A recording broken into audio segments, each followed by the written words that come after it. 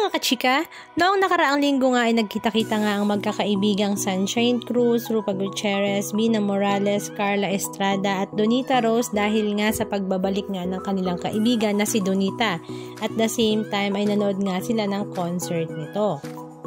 At kahapon naman ay nagkita-kita nga muli ang magkukumare at this time naman ay treat naman daw ito ni Sunshine Cruz. Sila nga ay nag-dinner sa napakabonggang restaurant sa Soler Resort and Casino.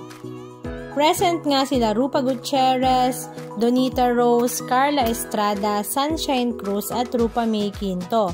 But this time ay absent naman si Bina Morales dahil nga sa kanyang mga kaliwat kanang commitments.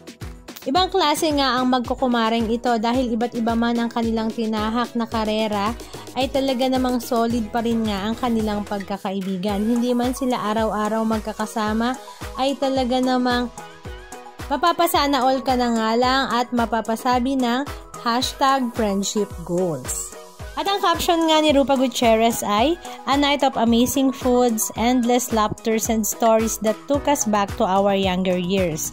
Thank you Sunshine for hosting such a beautiful evening filled with love and friendship. Here's to sisterhoods that stands the test of time and to more memories we'll cherish forever."